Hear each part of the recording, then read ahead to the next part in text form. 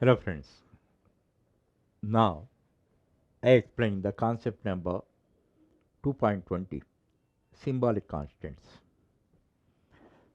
As a part of our discussion on classification of the basic elements of a Java program, already I explained comments, white spaces, character set, program tokens, data types, variables, and the last item symbolic constants.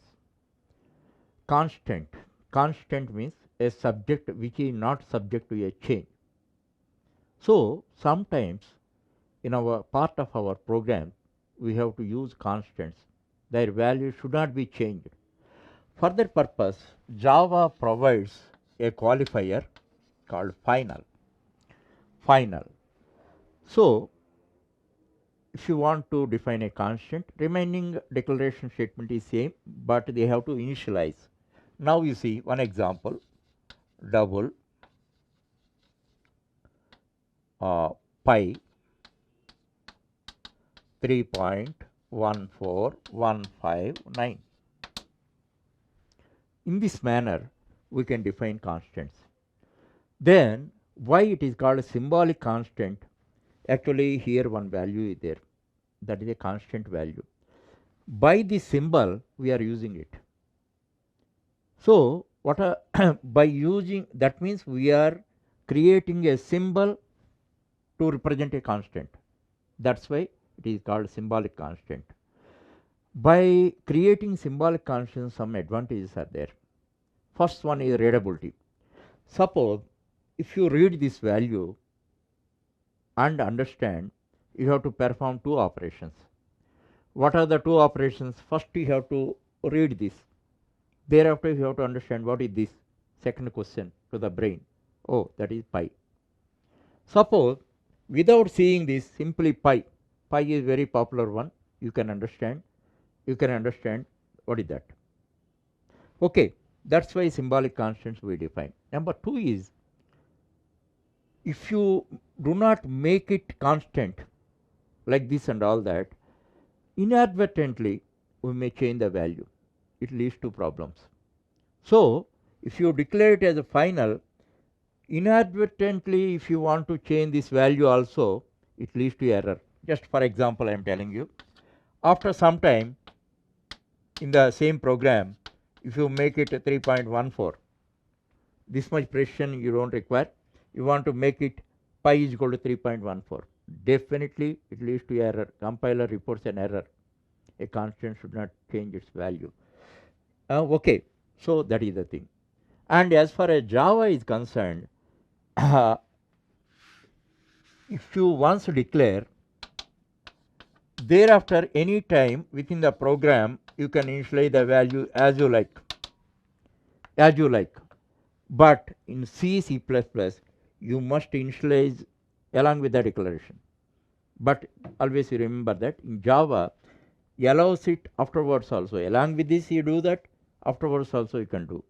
But once you initialize it, you should not change its value. If you try to change its value, it leads to error.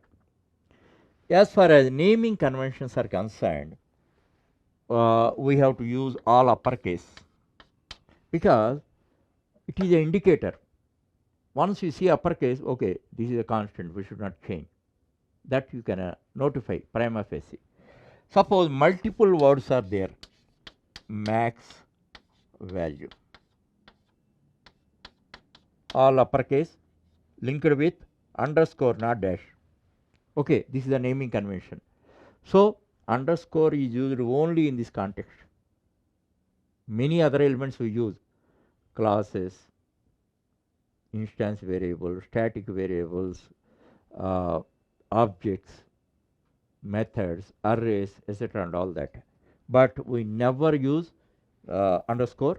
In this only we use underscore whenever multiple words are there for a constant identifier.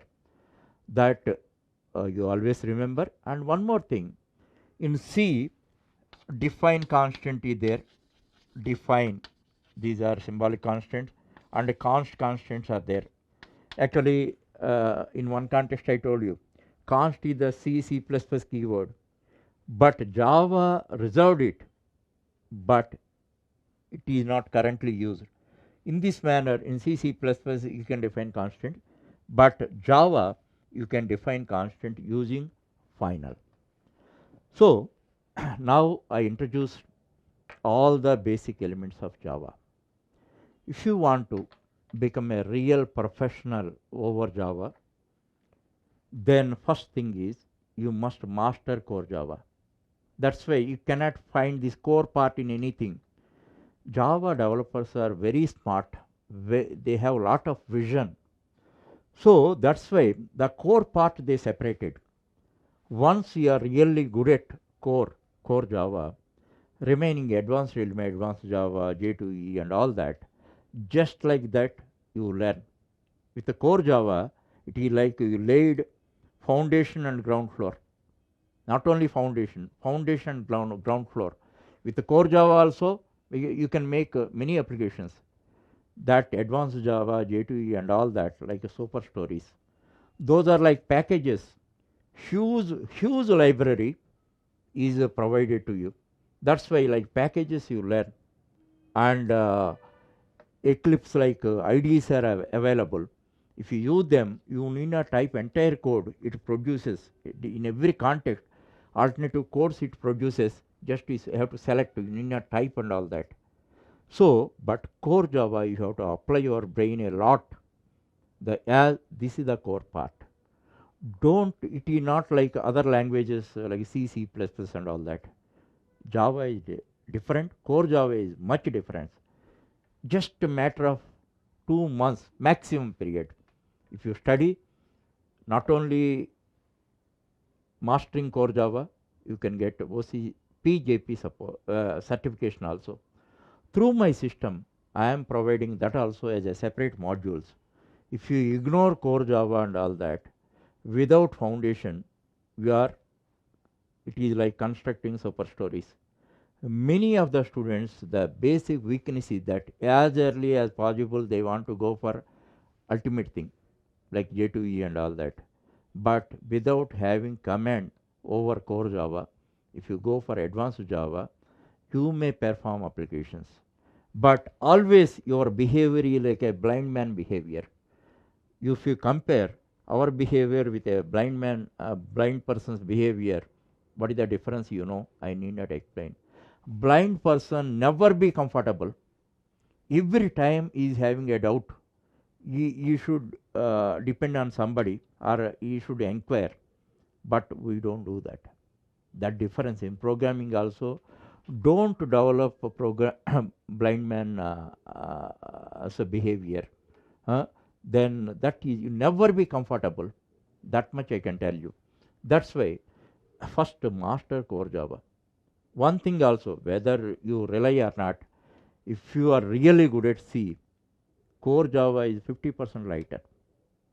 So that is the contribution of C. But how many of you believe my words, I do not know. But C is such a wonderful language because their library is very less. Small libraries are available. You have to apply your brain. And this is illustratively, if you tell, your parents provide you everything, you never work hard. Because they provide everything, why should you work hard? If your parents provide you little, then you will work hard. In the same way, in C provides a small library. Many things you have to develop on your own. That's why it is a big exercise to your brain, and that is the right environment to achieve command over programming. If you come to advanced languages like J2E and all that, everything is provided by the library. You have to copy and paste. You have to set which element is useful and you have to use. So that's why I am telling you from the first chapter onwards, each and every element you master before proceeding to other element. This chapter, actually formally this is the first chapter, and next chapter, because operators we postponed. So in the next one, operators are very core. Without having proper command over operators, you cannot perform many operations in our programs and all that. So in these two chapters, second and third, each and every element you study deeply, and whatever applications are there and you perform them, then only you can own each and every concept. Wish you all the best.